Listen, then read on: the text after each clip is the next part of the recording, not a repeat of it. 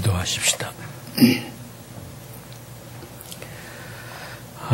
나의 하나님, 여호와 우리 아버지, 오늘도 이렇게 주의 은혜 속에서 예배를 드리며 다시 그 은혜를 묵상하고 또 기억하고 회복하고 더 풍성히 누릴 수 있게 해주심을 감사합니다.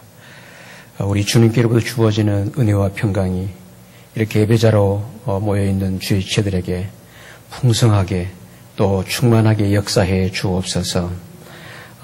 이렇게 참 이 땅을 살아가면서 이렇게 주의 은혜 가운데서 주의 그 신실하신 사랑하심 가운데서 주의 인도하심 가운데서 이렇게 사라지게 해주신 주님, 이 은혜를, 이 삶을 무엇으로 표현하고 어떻게 이해할 수 있겠습니까? 부족한 종이 시간 주의 말씀을 통해서 이 깊은 놀라운 은혜를 이렇게 풀어내갈 때 성령 하나님 진리 영으로 우리 중에서 교통해 주시고 우리에게 이 은혜의 그 주님, 이 생명의 주님을 인격적으로 만나고 누릴 수 있는 그런 놀라우신 생명의 풍성한 은혜가 있게 해 주옵소서. 그래서 우리가 주님을 통해서 이 생명의 꼴을 얻되 생명을 얻되 더 풍성히 얻는 이런 우리의 신앙생활 또 우리의 삶의 현장이 되어지도록 역사해 주옵소서. 날씨가 매우 무덥고요. 그리고 우리의 주변 환경들이 그렇게 녹록지 않는, 만만치 않는 그런 여건들이라 할지라도 그 어떤 경우를 할지라도 이 진리, 이 믿음, 이 주님이 계신다면 우리는 넉넉히 이 땅을 이기며 주의 우리를 향해서 이루실 그 뜻을 통하여 더 영광에서 영광으로 나아가게 될 줄로 믿습니다. 그 은혜 속에서 늘 강건한 우리의 삶으로 양육하시고 인도해 주옵소서. 이 무더위를 지나는 지체들 영육 안에 강건케 해주시고 늘 삶을 살아가는 삶의 순간순간 이 현장들이, 그 현실들이 늘 주님의 임재 속에서 평강 가운데 그렇게 힘들지 않고 넉넉하게 이 무더위를 이기고 주님 안에서 믿음으로 잘 살아갈 수 있는 이 여름날 되게 해 주옵소서. 말씀으로 우리의 심령을 시원케 해주시기를 바라옵고 우리의 구주와 주님 되신 예수 그리스도의 이름으로 기도드립니다. 아멘. 우리 요한복음 10장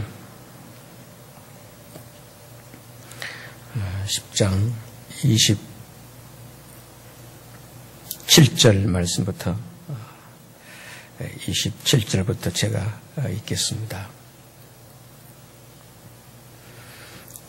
내 양은 내 음성을 들으며 나는 저희를 알며 저희는 나를 따르느니라. 내가 저희에게 영생을 주노니 영원히 멸망치 아니할 터이요 또 저희를 내 손에서 빼앗을 자가 없느니라. 저희를 주신 내 아버지는 만유보다 크심에 우리 함께 있겠습니다. 아무도 아버지 손에서 빼앗을 수 없느니라. 아멘. 그동안 한 몇 개월에 걸쳐서 요한복음 1장부터 오늘 10장까지 이렇게 말씀을 증거했습니다. 네. 그래서 이 요한복음은 내용상으로 볼 때 두 부분으로 나뉘어집니다. 1장부터 10장까지가 전편이고요. 그래서 저는 지금까지 몇 개월 동안 이 전편의 말씀을 증거해 왔습니다. 그리고 이제 11장부터 마지막까지가 후편이 됩니다. 이 전편에서는 예수님이 하나님의 어린 양으로 오실 수밖에 없는 것을 증명하고 있어요. 왜 예수께서 세상 죄를 지워가는 어린 양으로 어떤 왕으로 장군으로 군림하는 소위 유세당당한 유풍당당한 그런 모습으로 오지 않고 아주 그것도 어린 양으로 하나님의 어린 양으로 오실 수밖에 없는 그 이유가 무엇이었는지 그것을 계속 이렇게 전편에서 증거하고 있었고요. 그리고 이제 후편에서는 그 어린 양께서 하나님의 속죄양으로 그대로 죽으시는 내용입니다.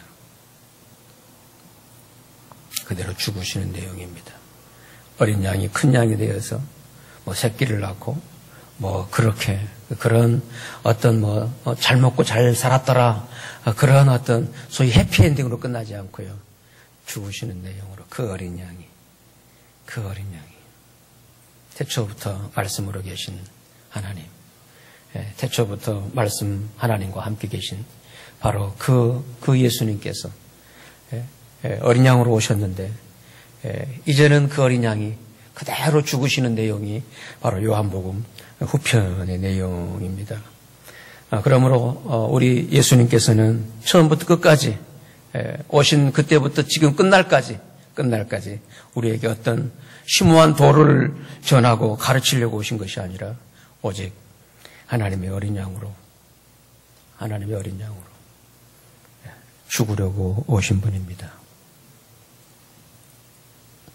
왜냐하면 우리 사람은 이러한 어린 양의 죽음이 아니고서는 어린 양 대신 하나님의 어린 양 대신 메시아 주님의 죽으심이 아니고서는 구원될 수가 없는 존재였기 때문입니다. 그분의 죽으심이 아니고서는 어린 양의 죽으심이 아니고서는 구원될 수 없는 존재였기 때문에 태초의 말씀으로 하나님과 함께 계신 그분이 사람이 되셨는데 그런데 하나님의 어린 양이에요. 어린 양이에요. 그분이 하나님의 어린 양이심을 증거하는 하나님께서 언약하신 그 메시아의 어린 양이심을 증거하는 내용이 1장부터 10장까지의 전편 내용이었어요. 그거를 증거해내기 위해서 2장에 혼인잔치 비유 기적이 일어났고요.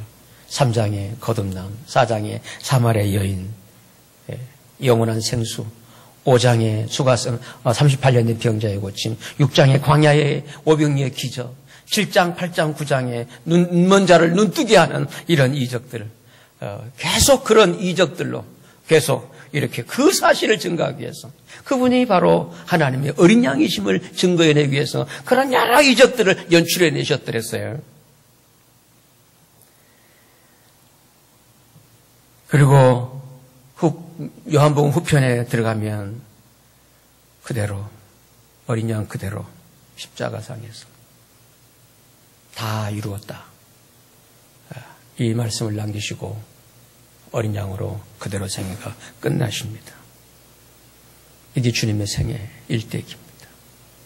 우리는 그 예수를 믿고 있는 것입니다. 그렇게 오신 그 예수를 그 죽으심이 바로 나를 위한 죽으심으로 믿고 있는 사람들입니다. 왜요? 그 죽으심이 아니고서는 그 어린 양의 죽으심이 아니고서는 어떤 도, 어떤 종교 수행, 어떤 신앙 연조, 어떤 직분, 어떤 봉사 충성 아닙니다. 그걸로서 인간이 영생을 얻거나 구원될 수 있는 존재가 결코 아니라는 거예요. 오직 그 어린 양의 죽으심만이 오늘 인간일 수밖에 없는 우리 존재들이 하나님 앞에서 구원을 얻게 되는 것입니다. 어린 양의 죽으심. 2000년 전에 이미 이루어진 사건이에요. 이제 우리에게 이 진리를 통해서 이 요한복음이라는 말씀을 통해서 그 이루어진 일을 지금 알려주고 있는 거예요. 이런 죽으심이 있었노라고 하나님은 이 어린 양의 죽으심을 통해서 우리에게 어떤 삶을, 어떤 은혜를 알고 누리게 하시는지 그거를 증언하고 있는 내용이 바로 요한복음입니다.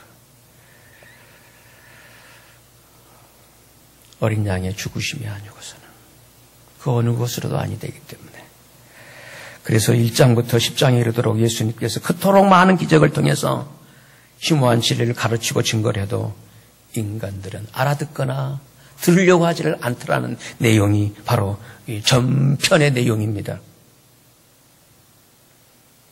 이게 인간의 실상이었다는 거예요. 그래서 저도 이 10장까지의 내용을 일단 짚고 이제 다음 주일부터는 다른 본문으로 이렇게 말씀을 증거하다가 어느 기회가 되면 다시 우편에 말씀을 증거해 보도록 그렇게 인도를 받겠습니다. 따라서 요한복음 전편의 내용은 그거예요. 이게 우리 인간이더라. 하나님께서는 그렇게 놀라운 일을 계획하시고 그리고 그걸 이루셔서 이 땅에 보라, 세상 죄를 지고 하는 그 어린 양이다. 그래서 그거를 그런 메시아인 것을 증거해내기 위해서 여러 기적이 했지만 여전히 인간들은 여전히 그대로예요.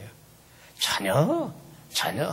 우리가 믿는 게 이게 잘못됐었구나. 우리의 교리가 잘못됐었구나. 우리가 율법 안에 갇혀 있었구나. 이게 실제가 아니구나. 이 그림자였구나. 이런 깨우침? 우리 고향 말로 표현한다면 소위 이런 장래성 있는 소위 싸가지 있는 생각을 하는 인간이 아니더라는 거예요. 그게 전편의 내용이었어요. 그런데 이러한 우리 인간의 실상은 이런 요한복음의 내용만이 아니라 성경의 전체가 폭로하고 있는 내용이라고 하는 것입니다.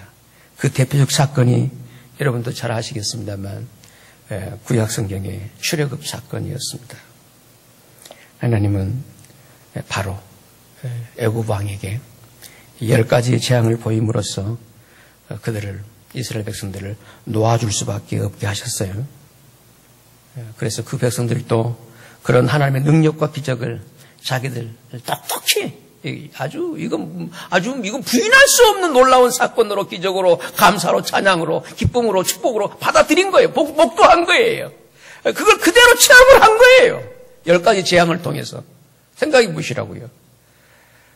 대단한 사건이에요. 한 가지 사건만이 아니었잖아요. 10가지 사건을 통해서 바로 이스라엘 그 백성들을 그 애굽의 대제국이 그들을 이제 토록 해방시킬 수밖에 없는 그런 사건으로 하나님이 몰아가신 것 아니겠어요? 그런 하나님의 일하심을 통해서 그들은 드디어 이렇게 이제 그 바로의 이 지배하에서 벗어나서 해방된 민족으로. 그래서 히브리인이란 말은 원래 그런 뜻이에요. 그 노예족이라는 거예요. 우리식으로 표현한다면 아주 그 노예 출신 종놈들이라는 거예요. 종놈들. 뭐 미음 이렇게 괜찮죠? 니음만 안 붙이면 괜찮겠죠? 니음 붙여볼까요? 예, 그 표현이 뭐냐면 종놈, 그게 히브리 핫비루예요. 핫비루라는 거예요. 자기들이 무슨 힘으로 애굽을 탈출해 나올 수 있었겠어요? 그런 하나님의 그 놀라운 부인할 수 없는 그 사건으로 애굽을 벗어납니다. 그리고 딱 홍해 앞에 이르러요. 그런 이스라엘 사람들이 그렇게 벗어난 자유를 얻은 그들이 홍해 앞에 서서 이제 진퇴 나갈 수도 없고 강이니까 바다니까 물러간 바로 군대가 있고 진퇴양난이잖아요. 그 앞에서 그들이 뭐라고 한 줄 아세요? 여러분 같으면 뭐라고 하겠어요? 그들의 이 원성 항의를 한번 들어보실래요? 우리 말씀을 좀 올려 출애굽기 14장입니다. 14장. 네, 제가 읽을게요. 그들이 또 모세에게 이르되 애굽에 뭐가 없으므로 매장지가 우리를 매장할 수 있는 무덤이 없어서 땅이 없어서 우리를 이곳까지 인도해서 이 광야에서 이 죽음을 이런 소위 이런 죽음을 당하게 하냐는 거예요. 어찌해서 당신이 우리를 애굽에서 이끌어내서 이 꼴 이 모양을 우리 생에 끝나게 하냐는 거예요. 그들의 영도자 모세에게 그 백성들이 던지고 있는 항의예요. 저항이에요. 불평이에요.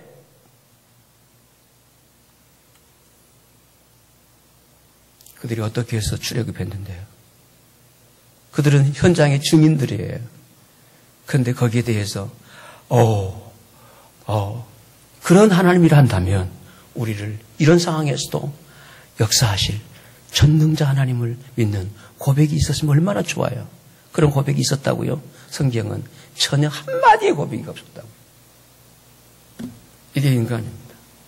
이게 인간에 대한 적나라한 인간에 대한 고발입니다. 성경의 내용입니다.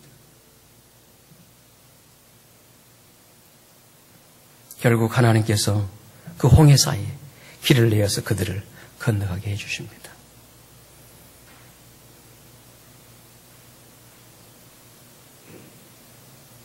그 순간 그들은 찬양을 해요. 놀라우신 하나님. 근데 며칠 갑니까? 그들이 이 광야를 지나면서 마실 물이 없습니다. 먹을 것이 없잖아요. 그래서 또 아우성입니다. 그러자 하나님께서는 반석에서 물을 내주십니다. 반석에서. 그리고 만나를 먹이면서 하나님께서 이렇게 계획하셨던 그 시내산에 그들이 드디어 당도를 합니다. 그곳에서 지도자 모세는 하나님 말씀을 들으려고 시내산으로 올라가게 됩니다. 상당히 오랜 동안 머물게 돼요. 그때 그들은 모세가 내려오지 않자 아론을 부추겨서, 아론은 모세의 형님 아니겠어요? 아론을 부추겨서 자기들의 금품을 모아가지고 하나의 신상을 만들어요. 우상을 만들어놔요. 그 금송아지를 소위 금송아지 우상을 만들어 놓습니다. 그리고 그 우상을 뭐라고 부른 줄 아십니까? 이름을 붙이기를 이렇게 붙여요. 이는 우리를 애굽에서 인도해낸 우리의 하나님이다. 여러분, 송아지 우상을 만들어 놓고 금폐물로 송아지 우상을 만들어 놓고 그게 뭐라고요? 우리를 애굽에서 인도해낸 누구의 하나님? 우리의 하나님이다. 여러분, 이 금송아지 우상이 지금도 미국 뉴욕의 월과죠, 월과. 증권과, 거기에는 지금도 거리 한복판에 있다잖아요. 이 금송아지 우상. 그 증권과 핵심 복판에 있습니다. 소위 증권 투자를 잘하면 그러니까 이스라엘 백성들이 최초로 만든 게 바로 그 금송아지였어요. 그 금송아지를 향해서 바로 우리를 애굽에서 인도해낸 우리의 하나님이라는 거예요. 하나님이라는 거예요. 송아지를 만들어 놓고 그게 자기들이 하나님이라고 하는 것입니다. 어떠세요?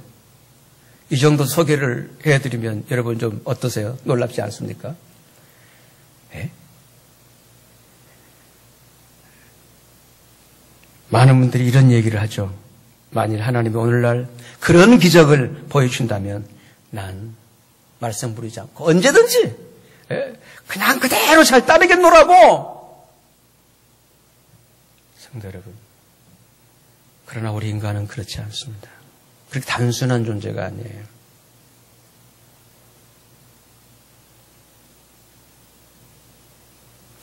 오늘 우리가 하나님을 믿고 있는 것을 그렇게 쉽게 생각하고 있다면 그것은 내가 지금 하나님을 믿고 있기 때문입니다. 내가 지금 하나님을 믿고 있어요. 이렇게 믿게 된 게 나 같은 인간이, 우리 같은 인간이 이 하나님을 믿게 된 게 어떤 은혜고 어떤 사건인지를 미처 몰라서 그런 거예요. 지금 믿고 있기 때문에 이 믿는 것을 매우 믿기만 하면 되지.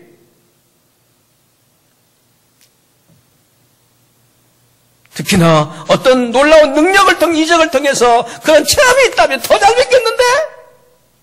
이런 아주 가벼운 단순한 생각들을 하시죠.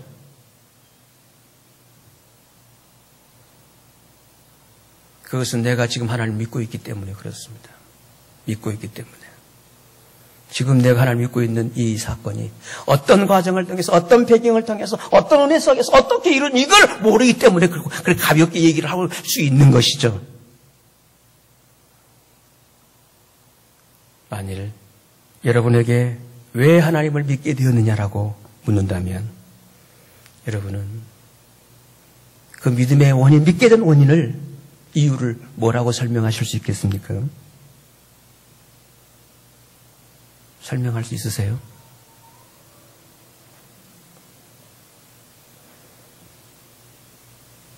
설명하기가 쉽지 않습니다. 신앙의 이 여정에서는 쉽지 않습니다. 신앙의 어딘가는 이 깊이와 이 본질의 세계로 나가지 않고서는 하하, 이거였구나. 내가 하나님 믿게 된 그 이유를 다 알아차리기는 어렵습니다.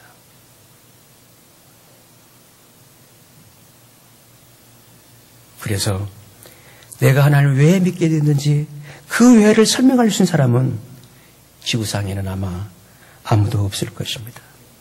그래서 이러한 하나님의 구원을 언급하면서는 꼭 등장하는 언어가 뭐냐면 하나님의 저를 따라합시다. 선택. 하나님의 선택을 언급을 하십니다. 그걸 애정이라고 이렇게 신학적으로는 표현합니다만 우리 말씀을 통해 확인해 보실까요? 10장 25절 말씀입니다. 10장 25절입니다. 예수께서 대답하시되 내가 너에게 말하였으되 어떻게 했다고요? 믿지 않았다. 내가 너에게 지금까지 여러 많은 내용의 말씀을 해왔다는 거예요. 그런데 너희가 믿질 않았다. 그리고 내가 내 아버지의 이름으로 행하는 일들이 나를 증거하는 것이오늘 내가 지금까지 행해온 여러 일들이 나를 메시아임을 증거하는 하나님의 아들, 하나님이 약속하신 그분인 것을 증거하는 것이거늘 증거가 있잖아요. 증거하는 것이오늘 그런데 26절입니다. 우리 같이 읽을까요? 시작. 네, 아니므로. 그들이 왜 안 믿는다고요? 이 얘기입니다. 그러므로 주님의 양이 아닌 사람, 주님의 양이라는 걸 선택이라고 얘기를 해요. 주님의 선택이 아니고서는, 주님의 양으로 선택되지 않고서는 아니라는 거예요. 이게 주님의 믿음에 대한 결론이세요. 주님의 양이 아니고서는 너희가 내 양이 아니므로 내 양이 아니다. 내 양이 아니다.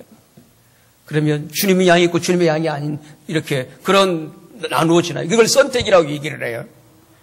그런데 이러한 선택이나 예정은요. 어떤 운명론이 아니에요. 어떤 사람은 주의 양이고 어떤 사람은 주의 양이 아니고 그렇게 기계적으로 운명적으로 결정된 게 아닙니다. 그런 선택을 의미하고 있는 게 아니에요. 그것은 이렇게 주님의 선택이라고 표현할 수밖에 없는 그 이유가 뭐냐면 우리의 믿음, 우리의 하나님 믿게 된 구원이 온전히 하나님 쪽으로부터 시작될 수밖에 없었음을 표현하기 위해서 다른 길을 표현할 길이 없는 거예요. 그때 그래서 드러나는 사용하는 언어가 바로 이 선택이고 그리고 예정인 것입니다.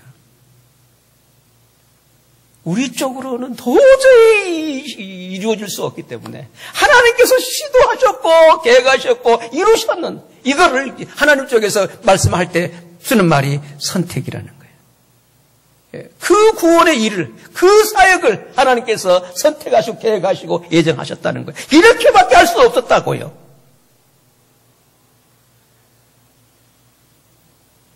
그러나 성도 여러분, 이러한 하나님의 선택이나 예정마저도 하나님 은혜의 결과이지 나에게 있는 어떤 원인이나 근거는 결코 아니라고 하는 것입니다. 따라서 자기 어떤 결단이나 감정을 근거로 해서 신앙을 유지하고 있다면 자기가 흔들리면 하나님도 흔들려 버립니다. 그것은 하나님을 믿는 것이 아니라 자기를 믿는 신념 때문입니다. 하나님의 하나님 되심을 믿는 게 아니에요. 내가 믿었다고 하는 믿음의 근거를 자기에게 두는 것이죠. 그건 신념입니다. 자기 신념이에요. 그래서 이러한 자기 신념의 신앙은요, 내 상태가 침체되면, 내 기분이 침체되면 하나님도 그런 분이 되어버려요. 침체하는 분이 되어버려요. 침침한 분이 되어버려요. 하나님도 침체되어버리고 내가 실패하면 하나님도 실패해버리는 그런 신앙의 믿고 안 믿고의 주도권을 내 안에 있다고 보는 거예요. 그러나 오늘 우리의 신앙의 주도권은 내게 있는 게 아니라 하나님께 있는 것입니다. 이때 쓰는 말이 선택이라는 말이에요.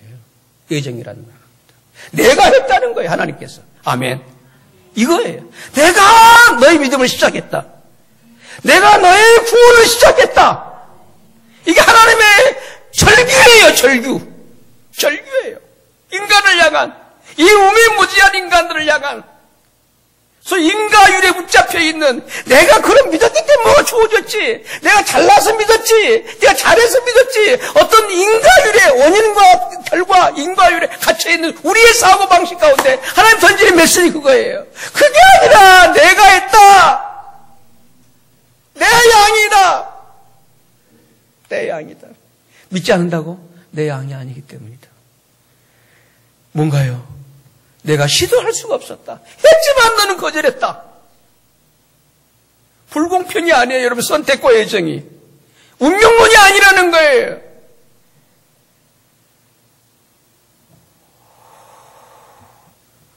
만일에 선택에 의해서 하나님 일방적 운명론적 선택이 된다면 하나님은 사랑이 아니잖아요. 불공평하시잖아요. 나의 구원이 그렇게 하나님에 의해서 많이 이루어질 수밖에 없는 그런 사건이었음을 표현한 단어가 내가 너를 선택했노라. 내가 너를 불렀노라. 아멘. 그러므로 이 신앙 사건은 부르심의 사건이에요. 내가 나왔다고요? 신앙 수준, 유치원 수준의 때 그렇게 생각하는 거죠. 여러분의 신앙의 주도권은 누구한테 있으시나요? 내가 무너지면 하나님도 없어요? 내 뜻대로 안 되면 하나님도 없어요? 기분풀이죠. 감정풀이죠. 그걸 종교놀이라 하는 것입니다. 아니에요. 신앙은 그렇게 가벼운 얘기가 아닙니다. 하나님과의 나와의 구원의 문제는 그렇게 값싼 그런 인간 거래 흥정의 대상이 아니에요. 여호와 하나님께서 나 같은 인간 존재를 그 어느 무엇으로도 이렇게 소위 새롭게 변화될 수 없는 이런 나는 여전히 나일 수밖에 없잖아. 인간은요. 이게 인간의 한계잖아요.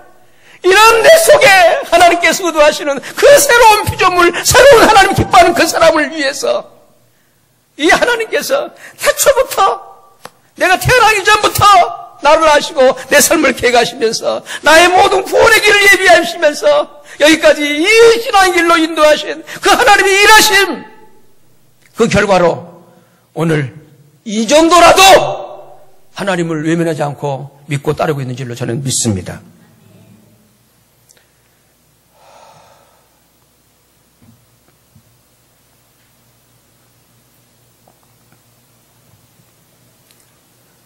신앙의 주도권을 내가 쥐고 있는 분들은 평생 은혜를 모릅니다. 내 마음에 들면 은혜예요. 안 들면 우리 반주자 이름이 은혜예요.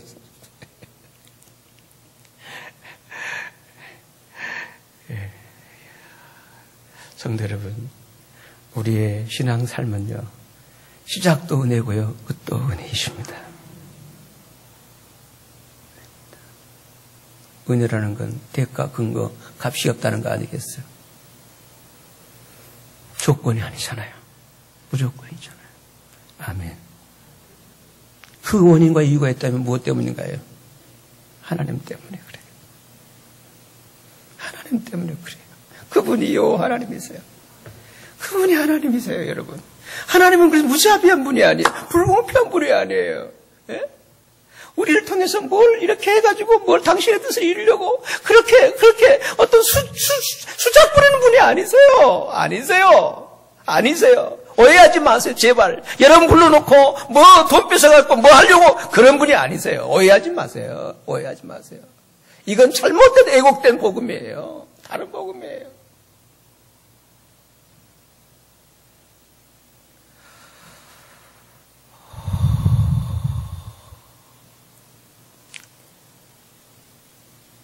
그러므로 내 신앙이 신앙다워지기 위해서는 나의 하나님이 어떤 분인가, 하나님을 날로 깊이 알아가게 되시기를 바랍니다.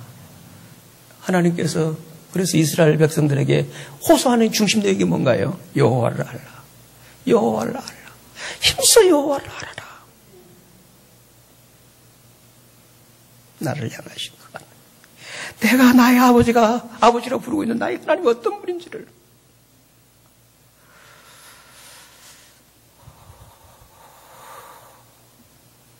이 요한복음을 통해서도 예수님께서 그 하나님의 심정, 그리고 그 하나님의 메시아로 이 땅에 오셔서 그렇게 인간들을 구원해 주려고 했건만은 그걸 외면하고 그렇게 자기들의 그 도구마 독선에 갇혀서 그렇게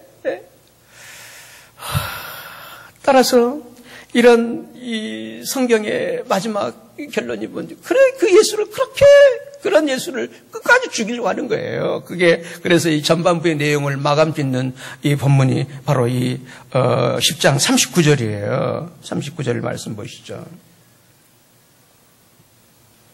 39절 말씀 봅시다. 네, 우리 같이 함께 읽겠습니다. 시작. 저희가 다시 예수를 잡고자 하였으나 또 예수를 잡고자 하는 거예요. 다시 또 잡으려고 하시는 거예요. 다시 그들이 유대인들 아니에요. 하나님 이름을 되뇌이고 아주 그들의 열심을 누가 따라가요?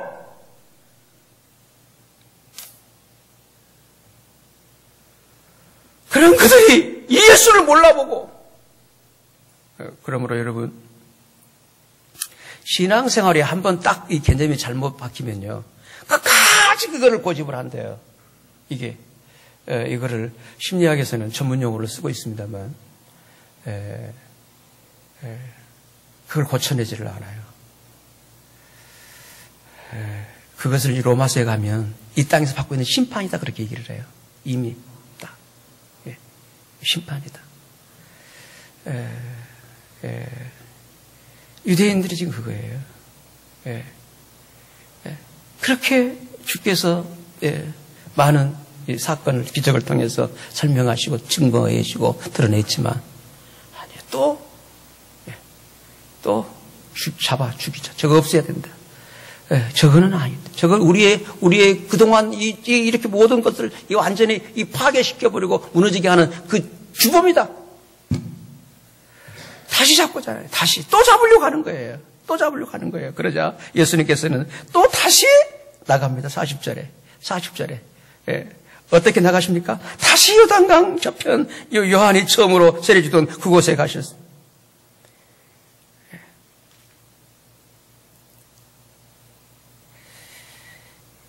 조금 더 본문 볼까요?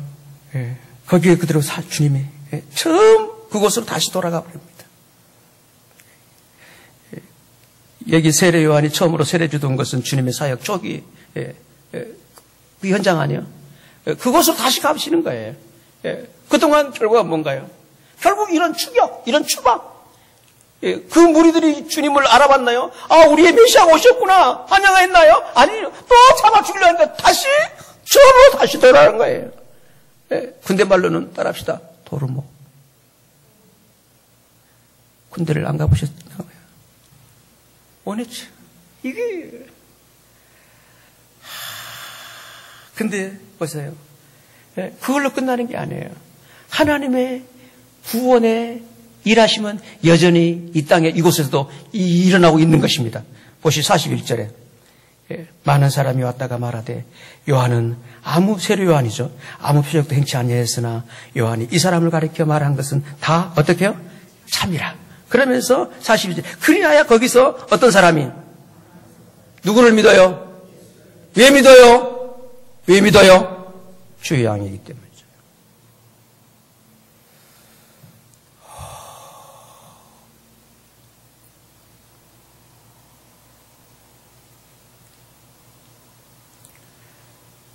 예수님께서 다시 요단 저편으로 가셨다는 것은 그 나라의 국경 밖을 말해요. 국경 밖을. 바로 이것은 인간 구원의 조건이 유대인이라고 하는 어떤 민족이 아니라는 걸 암시하고 있습니다. 동시에 인간 스스로의 어떤 본성으로서는 결코 예수 그리스도를 영접할 수 없음을 증명하는 결론이 바로 이 오늘 10장 맨 마지막 대목의 이 내용입니다. 따라서 예수님은 처음부터 이런 인간들을 설득하고 회유시키러 오신 분이 아니에요. 처음부터 예수님께서는 인간의 그런 죄를 대속하시는 속죄양으로 죽으러 오신 것입니다. 그러므로 세상 죄를 지고 가는 하나님의 어린 양을 보라. 바로 이 선언, 이것이 우리 구원의 원인이었고 우리 구원의 출발이었음을 믿으시기를 바랍니다. 보라. 세상 죄를 지고 간 하나님의 어린 양이다. 그것만이 우리의 믿음과 구원의 열쇠이십니다. 길이십니다.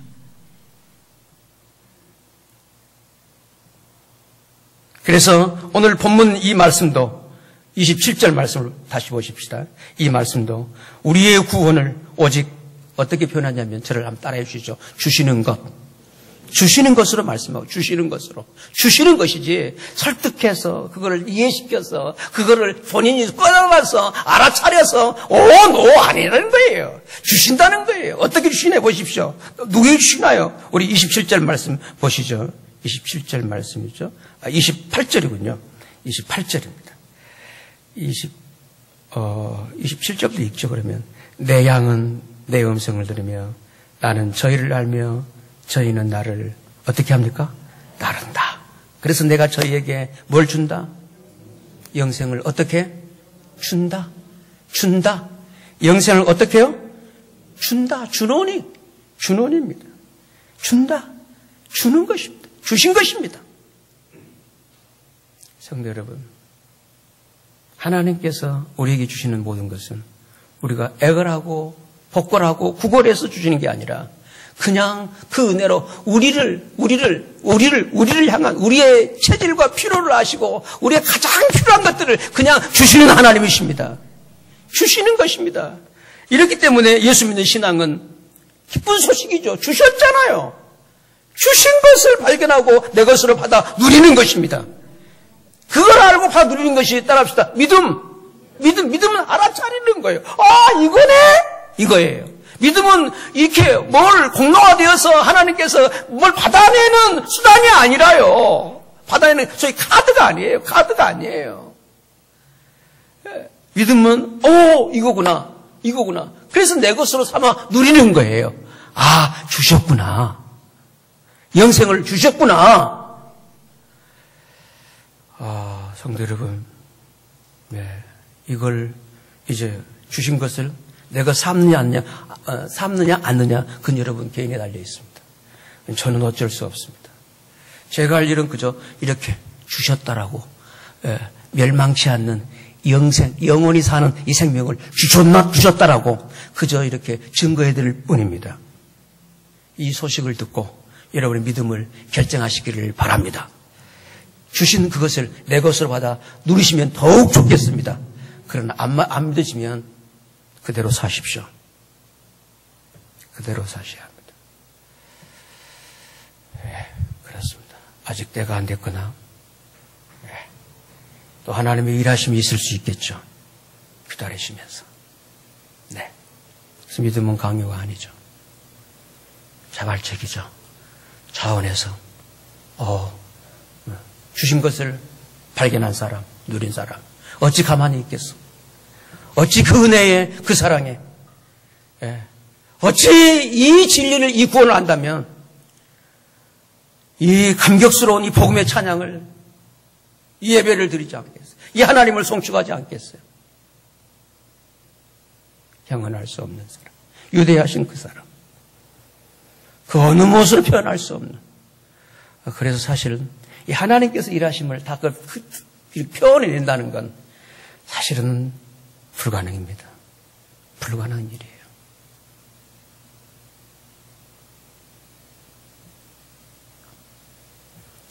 이처럼 우리의 믿음도 그렇고요. 우리의 구원도 마찬가지로 하나님 그분께서 주신 것이지 우리가 만들어내고 있는 어떤 결과물이 결코 아닙니다. 믿으시겠습니까? 아직까지 나에게는 믿음의 결과물이 없다라고요? 그저 긴가민가하고 늘 불확실한 가운데서, 이 소위 불확실성 가운데서 그냥 이렇게 나와는 있지만 뭐 그냥 믿어지지도 않고 그러면서 나와 있고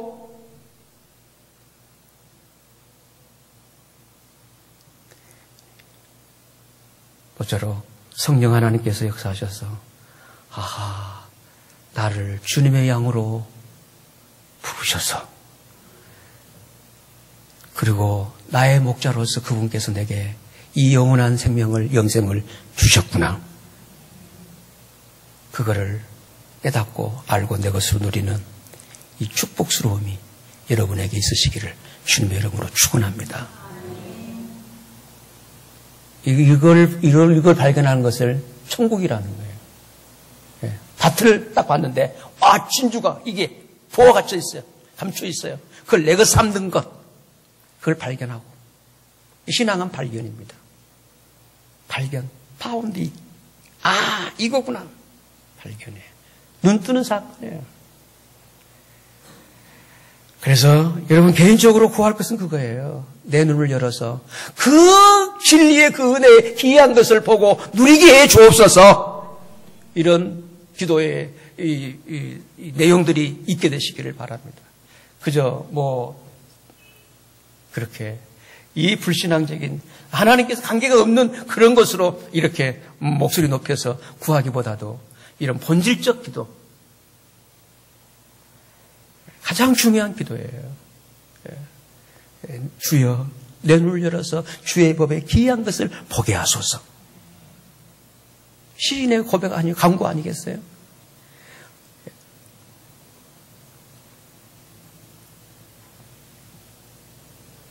따라서 오늘 우리가 예수가 믿어지고 그리고 하나님의 구원을 누리고 있다면 이걸 그 원인과 이유를 이해 못합니다. 그렇게 그 구원, 그 은혜 속에 있으면서도 은혜가 무엇인지를 몰라서 어리뻥뻥해하는 그 이유가 바로 이것입니다. 터무니없는 이 은혜 때문에 그렇습니다. 영어로 표현한다면 amazing. 너무 놀라워서 그래요. 터무니없는 은혜 때문에 그래요. 그래서 그 은혜의 세계에 접했고 그 사건으로 여기까지 이렇게 이루어진 거예요. 이게 내 스스로 그럴 애가 아니잖아요. 그런데 이게 늘 어리뻥뻥한 이유가 뭔가요? 터무니없어서 그래요. 터무니없어서 계산이 안 되잖아요. 이걸 어메이징 그리스라잖아요. 이거는 그래서 이 어떤 언어의 한계를 느끼는 거예요. 이 은혜 속에서는요.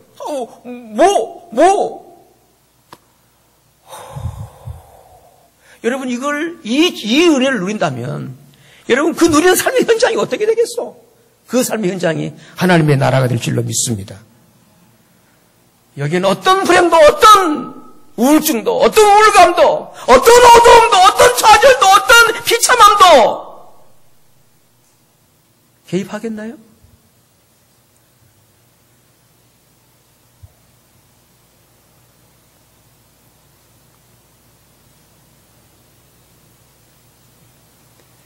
주님은 이러한 구원의 진리 안에서 구원을 베풀어주는 주님의 양들을 향해서 이렇게 말씀을 하세요. 우리 10장 11절 말씀 한번 보실래요? 10장 11절입니다. 나는 무슨 목자라고요? 선한 목자라. 이 선한 목자는 양들을 위해서 뭘 버린다고요? 목숨을 버립니다. 선한 목자라는 거예요. 선한 목자는 그 양들을 위해 목숨을 버립니다. 왜요? 그 양을 아시기 때문에 그렇습니다. 양을 알아요. 어떤 상태인지를, 어떤 인간인지를 알아요. 어떤 마음인지를 알아요. 그래서 그 사실을 14절에 이렇게 말씀하세요. 14절입니다. 나는 무슨 목자라고요? 선한 목자라. 내가 내 양을 어떻게 해요? 알고. 그리고 양도 누구를 알아요? 주님을 알아요. 양도 주님을 알아요. 양도 나를 아는 것이 마치 어떻게 한다고요? 15절이군요. 아버지께서 나를 아시고 내가 아버지를 아는 것 같으니 그래서 나는 양을 위해서 뭘 버려요? 그렇죠. 당신이 왜 죽어야 할지를 왜 당신이 그 양을 위해 죽어야 할지를 알아요. 양을 알기 때문에 그래요. 그 양도 주님을 알기 때문에 그래요. 그 죽음은 전혀 무가치한 값싼 불행스러운 어떤 죽음이 아니에요. 그 양을 위한 목자의 숭고한 이 땅에는 어느 것도 없는 가장 귀한 영원한 사랑이십니다. 그래서 선한 목자라는 말씀을 강조하고 있잖아요. 나는 선한 목자다. 그 이유가 뭔가요? 이걸 이해하실 것 같습니까? 나는 선한 목자다. 나는 늘 안다는 거 아니겠어요? 여기 선한이란 말은 착한 뜻이 아니라고 말씀드렸죠. 관계적인 단어였어요. 서로 깊이 아는 관계라는 거예요. 양이 내가 양을 알고 양이 나를 알아. 알아요. 무조건이 아니에요. 무조건적으로 내가 너를 죽는다. 그런 얘기가 아니에요. 내 운명을, 내 생애를 추적하시고 나를 아시는 그 주님께서 그래서 바로 내게 바로 선한 목자로서 나의 구원을 위해서 그 주님이 죽어주시는 것입니다. 주님의 죽으심이에요. 다른 것이 아닙니다. 주님의 어떤 능력에 의해서 뭐 어떤 것으로 의해서 그걸로 구원된 게 아니에요. 오직 주님의 죽으심을 통해서만이 인간은 구원될 수가 있습니다. 왜냐하면 죄값은 사망이기 때문에 그렇습니다. 죽음이잖아요. 죽어야만 죄가 해결되잖아요. 근데 누가 죽어야 되나요? 죄 없는 분이. 죄 없는 분 누구나요? 그분이 선한 목자이십니다. 오늘 여러분의 예수 믿는 신앙생활, 교회생활, 종교로 행해지지 않기를 바랍니다. 이 진리 안에서, 이 믿음으로 여러분의 신앙생활이 이어지게 되시기를 바랍니다.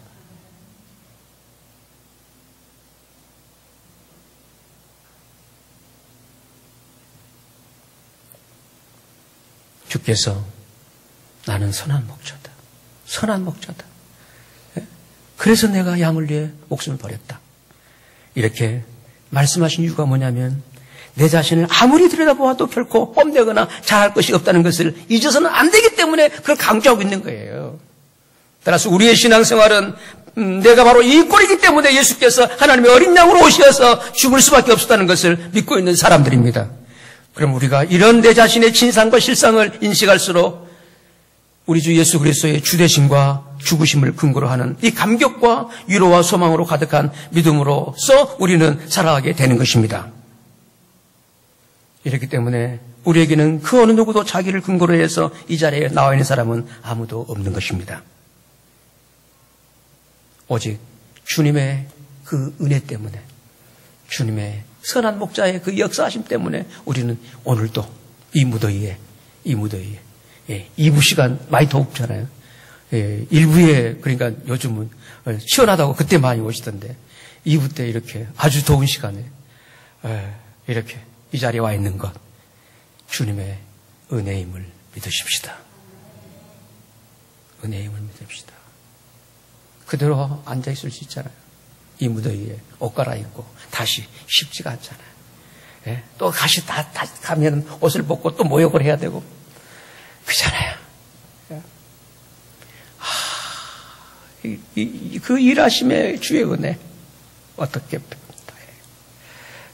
다 이해할 수 없지만 사라지는 삶의 순간순간이 우리는 처음부터 마지막까지가 은혜로 시작해서 은혜로 끝날 줄로 우리 믿으십시다.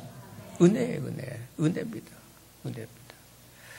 이건 놀라운 능력, 이건 세상에 어느 누구도 가질 수 없는 행복 지수의 핵심이에요. 이 진리의 핵심을 주님께서 이렇게 말씀하잖아요. 내가 저희에게 영생을 주노니. 영원히 멸망치 아니할 터이요. 아멘. 영생을 주노니. 주신다 아니에요? 줬다면은 영생이잖아요. 영원한 생명이잖아요. 영원히 멸망치를 않는 거예요. 멸망치 않게 하기 위해서 어떻게 하나요? 내 손에서 빼앗을 자가 아무도 없다. 주님의 손만이 아니에요. 아버지 손까지 동원되고 있어요. 27절 말씀 보실래요? 10장 27절입니다. 28절이군요. 28절에. 읽을게요. 내가 저에게 영생을 주노니 영원히 멸망치 아니할 터요. 또 저희를 누구 손에서? 주님의 손입니다. 내 손에 빼앗을 자가 있다고 없다고요? 없다. 29절입니다. 저희를 주신 내 아버지는 만유보다 크심에 아무도 누구의 손에서? 아버지 손에서 어떻게 해요?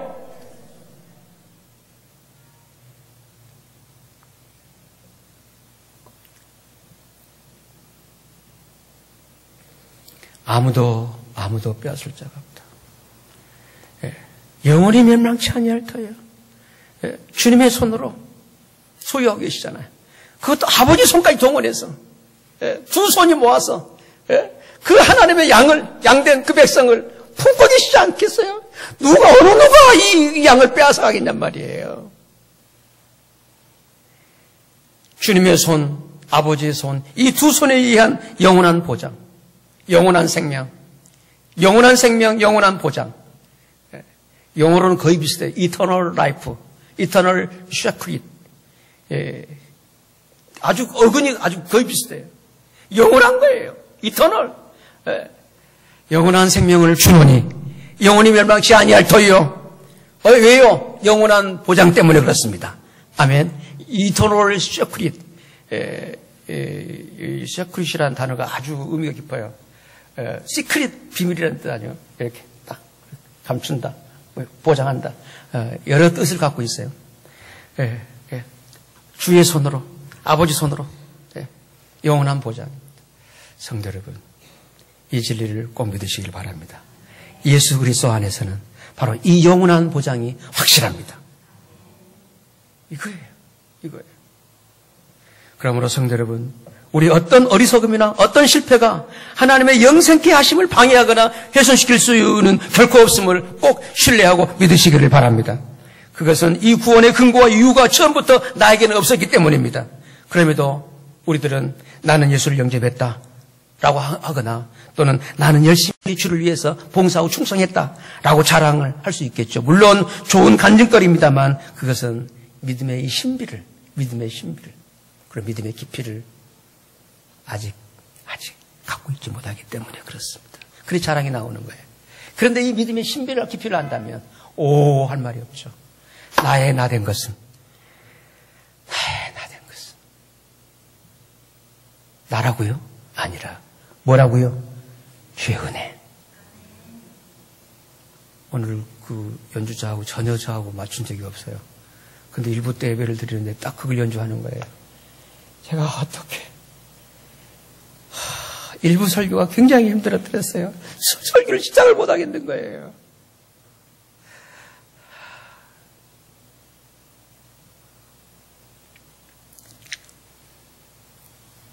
믿음의 신비입니다. 내가 예수 그리스도를 믿고 있는 건 어떤 말로 설명할 수 없는, 따라합시다, 신비, 미스터리입니다. 그걸 언제 알겠어요? 믿음의 철이 들 때.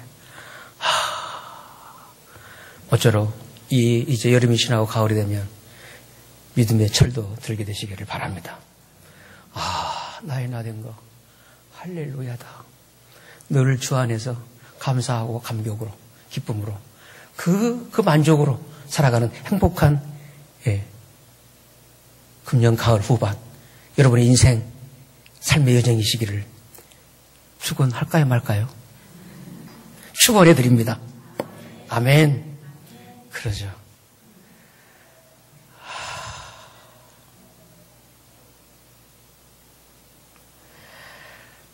이 신비가 모르고 깊이가 없으면요, 신앙이 촐랑거려 가벼워요.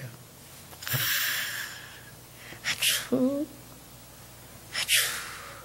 그래서 매력적이질 못해요. 믿음이 참 고상하고 참 깊이가 있고 참 아름답구나. 이런 신앙의 그 소위 젠틀한, 이런 신사숙녀, 이런 신앙이었으면 좋겠어요.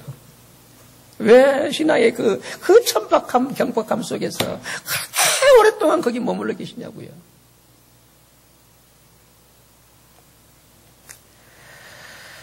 사랑하는 성도 여러분, 오직 여호와 하나님의 이 무한하신 그 은혜와 긍휼과 사랑이 우리 같은 인간을 오늘 이 자리에 앉혀놓으신 것을 우리 함께 믿으십시다.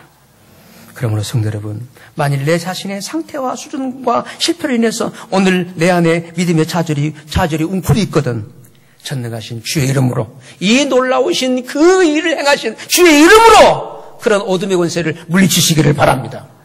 그건 나가 아니라고요. 내가 아니라고요. 그걸 대접하고 딱 절연해버리시기 바랍니다. 근데 계속 그런 잘못된 사고에 빠지면서 그냥 현대인들이 갖는 이런 이 정신적 질환들, 무서운 세대예요. 이런 세대에서 여러분의 영혼을 이 믿음으로 잘 지키게 되시기를 바랍니다.